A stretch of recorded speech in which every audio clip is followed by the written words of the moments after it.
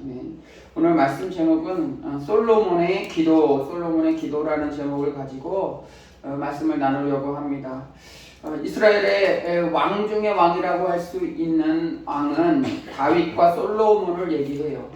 우리 다윗은 세대에서도 다윗과 골리앗 이야기를 통해서 잘 아실 것이라 생각하고, 솔로몬 하면 1000번째 드리고 지혜의 왕이 이 정도는 세상 사람들도, 교회 안 다니는 사람들도 기본적으로 알고 있어요. 교회 안 다니는 사람들조차도 지혜의 왕 그러면 솔로몬 하면 지혜가 있는 사람, 그 정도의 상식은 다 가지고 있는 것 같아요. 그러나 이들이 가지고 있었던 어떤 지혜, 어떤 권력, 왕의 권력, 힘, 그런 것 가지고 부러워하기 전에 이들은 먼저 기도의 사람이었던 것을 알 수 있어요. 오늘 기도는 솔로몬의 기도라고 할 수 있어요. 왕이라고 해서 무한한 권력을 가지고 있는 것 같진 않아요. 우리나라에도 세종대왕이 있는데, 우리 세종대왕 하면 한글을 창제하고 뭐 추국이 우리나라의 어떤 과학적인 어떤 그런 것들을 굉장히 많이 하셨던 왕이었어요. 근데 그 영화나 그에 대한 내용을 이렇게 듣다가 보면 천민을 고용하죠. 장영실이라는 천민을 고용하고, 당시에는 정말 상상할 수 없을 정도의 그런 일들을 하게 되니 또 당시에는 또 과학이 굉장히 천한 사람들이 하던 그러한 일들이었기 때문에 왕 주위에 있는 권력자들이 굉장히 반대를 많이 했어요. 반대를 위한 반대, 뭐 무조건 반대. 이건 상식에 어긋난다. 그동안에 있었던 거랑 너무나 차이가 난다. 선대는 그렇게 하지 않았다. 뭐 등등 하면서 반대를 많이 했어요. 그러나 그런 어려움들을 극복하면서 나아가면서 우리나라의 대왕이 될 수 있었던 것처럼, 우리가 그냥 왕이다, 대통령이다 하면 단순하게 그냥 권력을 가지고 있고 힘을 가지고 있고, 물론 권력과 힘을 잘 배분해야겠죠. 그것이 약한 사람들을 괴롭히는 데에 사용된다면 이후에 큰 심판을 받게 되는 것을 우리가 경험을 통해서 이렇게 배우게 돼요. 오늘은 솔로몬에 대한 얘기예요. 다윗에 대한 말씀은 제가 많이 전했던 것 같은데 솔로몬에 대한 말씀은 그렇게 많이 전하지 않았던 것 같아요. 솔로몬 역시도 기도의 사람이었어요. 기도의 사람. 그가 지혜를 얻었던 것도 그렇고, 그가 이스라엘이 칭송하는 왕이 되었던 것도 그가 기도의 사람이었기 때문에 그러한 결과가 나왔던 거죠. 우리가 고난 중에서 꿈을 저버리지 않고 견디는 사람에게는 오히려 그 고난을 통해서 꿈을 이루는데, 꿈을 달성하는데 그 고난이 하나의 수단이 될 때가 있어요. 뭐 연예인들도 그렇고, 뭐 정치하는 사람들도 그렇고, 공부하는 사람들, 인생에 성공한 CEO들 이렇게 보면은 정말 순탄하게, 뭐 지금은 다 부모로부터 물려받아서 우리나라 대기업도 스스로 자수성가해서 대기업으로 가는 그런 길들이 굉장히 좀 많이 없어진 게 좀 아쉽기는 해요. 미국이라는 사회는 그래도 젊은 사람이 어떤 꿈과 어떤 아이디어를 가지고 하면은 큰 기업 가는데, 우리나라의 대부분의 기업들은 다 이렇게 자식들에게 물려주고 해서, 물론 잘 되는 기업들도 있지만 점점 안 되는 기업들도 참 많이 있는 것 같아요.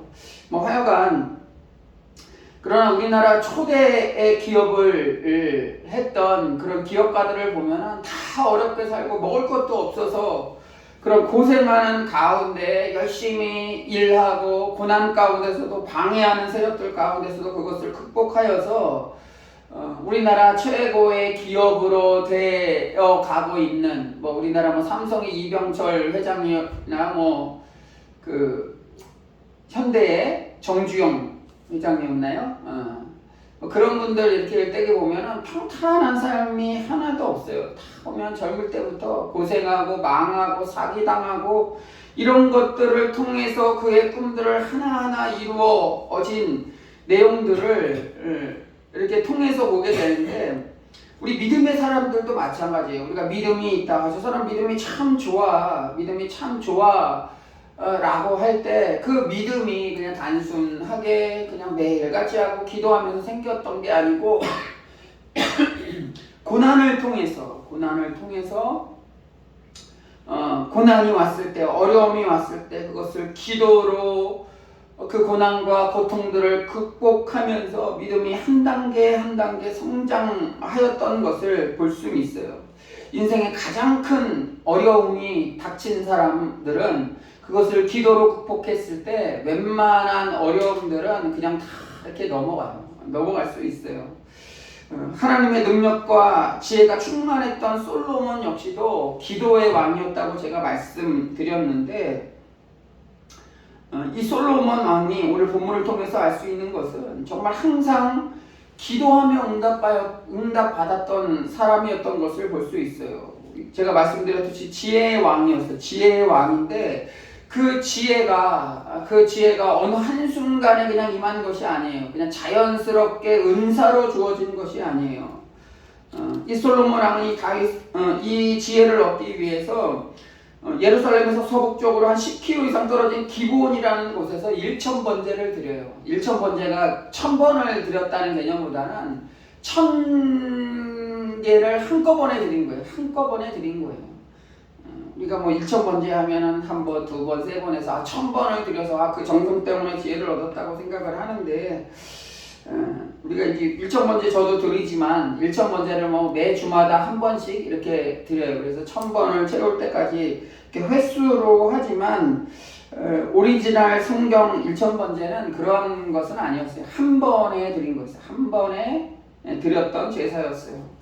솔로몬은 그것을 드리고 하나님께서 무엇을 원하느냐 할 때 부귀영화를 원합니다. 뭐 이런 게 아니고 하나님께 구하였던 것은 바로 지혜였어요. 왜 지혜를 구했냐면 이제 자기가 왕이 됐는데 이스라엘 민족을 잘 다스려야 하는데 지혜가 없으면 이스라엘 민족을 잘 다스릴 수 없다고 생각을 했던 것 같아요. 그래서 다 제쳐놓고 지혜를 구했어요.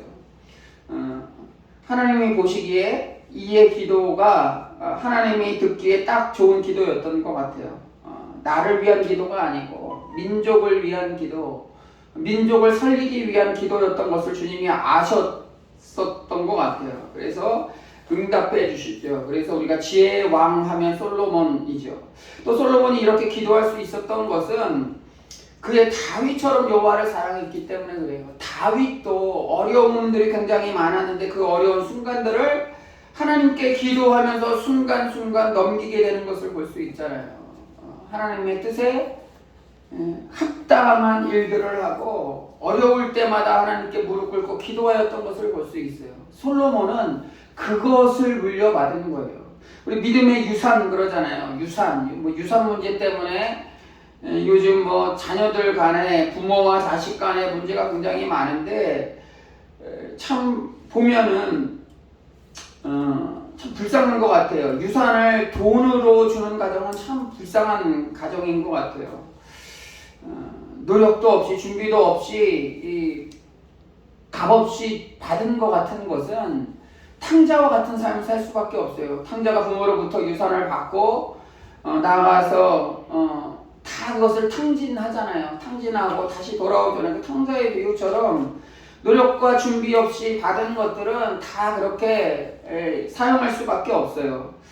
뭐 그런 얘기 많이 들으셨잖아요. 복권 당첨된 사람들, 특히 외국은 액수가 너무 크기 때문에 한번 받으면 정말 백만장자가 될 수 있는 금액이잖아요. 당첨된 사람들 대부분을 조사했더니 다 받기 전 상황보다 더 안 좋은 상황으로 갔대요. 막 방탕하게 생활하고 막 이것저것 할 거 다 하고 도박도 하고 막 이것저것 하다가 오히려 빚더미에 허덕여서 더 어렵게 되어진 그런 복권 당첨자들을 대해서 소개한 것을 제가 봤는데 우리나라도 마찬가지인 것 같아요. 우리나라 뭐 액수가 막 인생을 역전할 만한 아주 굉장히 큰 액수는 아니지만 그래도 저에게 있어서 굉장히 큰 액수죠. 막 14, 5억 막 이 정도 되는 금액이니까 뭐 10억만 돼도 굉장히 큰 금액인데 그렇게 당첨되면 물론 좋죠. 근데 당첨된 사람들이 보면 그렇게 그냥 얻은 것은 그냥 나가게 되는 것 같아요.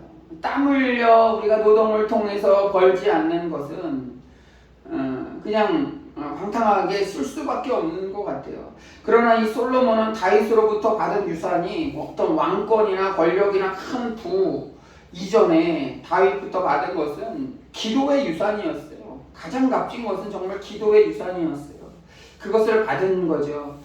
오늘 어버이 주일을 맞이해서도 보면 우리가 부모로부터 가장 받기 원하고 가장 받을 수 있었던 감사의 것은 기도의 유산, 그것을 물려주고 오히려 그것을 받았다면 오히려 감사하며 나갔으면 좋겠어요. 최고의 유산이 있는 것 같아요. 기도하는 부모를 만난 것, 하나님을 믿고 섬기는 부모를 만난 것, 이건 정말 감사의 일이고 정말 최고의 선물이며 유산이 아닌가 생각이 돼요. 또 오늘 본문을 통해서 배우게 되는 것은 솔로몬의 우선순위는 하나님이었음을 볼 수 있어요. 하나님 우선이었어요. 솔로몬 왕이 자신의 궁전을 짓기 전에 왕하면 궁전을 크게 짓고 화려하게 지어야 되잖아요. 그것을 짓기 전에 하나님의 성전을 먼저 지었어요. 7년 동안 정성껏 기도와 모든 것을 하나님께 드려 아름다운 성전을 먼저 세웠어요. 이 성전에 하나님의 영광이 가득했을 때 이 성전에 이스라엘 민족 모든 민족들과 함께 간절한 기도를 드렸어요. 그런 기도 제목들이 열왕기서에 보면은 굉장히 솔로몬이 기도했던 제목들이 많이 나오게 되는데 또 그가 기도를 드렸던 많은 제목들이 뭐냐면 두려움이었어요. 두려움, 하나님을 향한 경외하는 마음. 우리가 신앙생활 하는 거 정말 아무것도 아니고 우리가 주님, 하나님 할 때 그냥 별것 아닌 것처럼 그냥 생각을 하면 그냥 뭐 신 중에 신이 아니고 그냥 어떤 하나의 신, 내가 그냥 의지 정도 하는, 단순하게 내가 힘들 때 그냥 기도 정도만 하는 그러한 신이 아니고 모든 것을 우리의 생사, 화복 모든 것들을 다 주관하시는 분, 나의 일거수일투족을 모두 하시는 분, 그런 두려운 분이에요. 두려운 분. 내가 지금도 그렇고 어제도 그렇고 내일도 그렇고 내 곁에서 항상 함께 하시는 분이에요. 그것을 생각하는 거라면 또 우리가 죽음 이후에도 계속해서 영원히 함께 계실 분이라고 생각을 한다면 우리가 하나님 믿는 이 신앙, 이 믿음 이런 것들을 대충 할 수가 없잖아요. 이 솔로몬이 이렇게 할 수 있었던 것은 하나님을 경외했기 때문에 그래요. 두려움의 상징이 그렇다고 무섭다고 도망가는 게 아니고 경외와 존경을 통해서 하나님을 바라봤다는 거예요. 그렇기 때문에 우선순위가 하나님이 될 수밖에 없죠. 우리는 먼저 우리의 계획들, 내가 하고 싶은 것들을 다 짜고 난 다음에 그것을 이루어 달라고 하나님께 기도할 때가 참 많이 있어요. 우선순위가 바뀌는 거예요. 기도하지 않았을 때, 응답하지 않았을 때, 원망하고 힘든 일이 있을 때 왜 신앙생활 하는데 이렇게 어려움이 있을까 오히려 원망할 때가 많이 있어요. 그러나 솔로몬은 먼저 하나님께 기도하고 두려운 마음으로 먼저 다가갔던 것을 볼 수 있어요. 다니엘도 그랬잖아요. 다니엘, 우리가 알고 있는 다니엘도 성전을 향해서 창을 열어놓고 성전을 향해서 하루 3번을 기도했다고 그랬어요. 그의 상황은 행복한 상황이 아니었잖아요. 나라를 뺏기고 포로로 잡혀가서 정말 어려운 상황 가운데 있었던 다니엘이었지만 그럼에도 불구하고 성전을 향해서 매일같이 3번 기도하는 그런 것들이 성경에 나와 있어요. 상황이 어렵건 힘들건 간에 괴롭고 답답하고 몸이 아프고 지치고 어려운 문제가 있을 때라도 이 다니엘처럼 문을 열고 창문을 열고 성전을 향해 기도하며 나아가는 그러한 모습, 그 이후엔 이스라엘이 회복하고 또 세계가 존경할 만한 위대한 리더들도 나오고 세계가 가만히 할 수 없는 아주 위대한 강력한 나라가 되었잖아요. 미국을 움직이는 대부분의 민족은 유대인이라는 것 지금 다 들어보셨죠. 미국을 움직이는 돈 많은, 쉽게 얘기해서 돈 많이 가지고 영향력을 행사하는 사람들이 세계 곳곳에 유대인들이 굉장히 많이 있어요. 철저한 그들의 모습도 있었겠지만 이렇게 성전 중심적으로 보였던 그들이 있었기 때문이 아닌가 생각이 돼요. 마지막으로 이 솔로몬의 기도는 하나님께 드리는 어떤 모범적인 기도였어요. 모범적인 기도. 우리가 이전에도 얘기했듯이 하나님이 응답받는 기도였고 또 하나님이 우선순위로 드리는 기도였고 또 이 솔로몬의 기도는 성전을 향해 드리는 기도였어요. 성전을 향해. 성전. 지금의 성전은 교회와 같아요. 단순히 이런 건물을 뛰어넘는 거룩한 장소예요. 모범적인 기도는 이미 주님께서 하신 기도 주기도문에 다 나와 있죠. 이 주기도문을 보면은 나 중심적인 기도가 아니에요. 나의 소원, 내가 원하는 것, 나만을 위한 기도가 아니고 먼저 하나님의 영광을 위한 기도, 세상을 향한 기도, 나를 향한 기도, 우리를 향한 기도가 다 되어 있어요. 다 되어 있어요. 어떻게 보면 나의 기도는 저기 맨 뒤에 있어요. 이러한 모든 것들이 있음을 주님께서는 다 아셨어요. 그래서 나의 죄를 용서받기 전에 다른 사람들의 죄들을 먼저 용서하라고 그랬잖아요. 이게 성경의 원리예요. 성전을 향해 기도하는 사람들은 이러한 기도를 드려야 돼요. 우리의 기도 제목들을 다시 한번 수정할 필요가 있어요. 기도 제목 10가지 적어서 주세요. 전에 있었던 교회도 그렇고 제가 목회하면서도 그런 기도 제목들을 보면 지극히 개인적인 기도 제목들이 참 많이 있어요. 이해는 하지만 좀 생각해 볼 필요가 있어요. 우리가 기도할 때도 보면 먼저 나를 위한 기도를 얘기해요. 우리 가정을 위한 기도를 얘기해요. 그 다음에 교회를 위한 기도, 그 다음에 나와요. 우선순위가 보면 하나님의 영광과 어떤 하나님의 나라 확장을 위한 기도가 아니고 나를 위한 기도가 참 많이 있어요. 기도한다는 것은 굉장히 좋지만 기도의 우선순위가 우선 좀 바뀌어야 될 것 같아요. 그래야 우리의 믿음이 성장하고 정말 다윗과 같이 솔로몬과 같이 응답받는 기도가 되기 위해선 우리의 기도의 우선순위를 좀 바꿀 필요가 있을 것 같아요. 이 솔로몬이 기도했던 것처럼 하나님 우선주의로 기도하고 하나님을 향한 기도를 하고 또 성전을 향해서 늘 바라보며 생각하며 기도하는 그러한 모습으로 나아갈 때 하나님은 분명히 우리 기도 가운데 함께 하시고 우리의 중심을 통해서 하나님의 일들을 하실 것임을 믿고 나아가시기를 주 이름으로 간절히 기도합니다.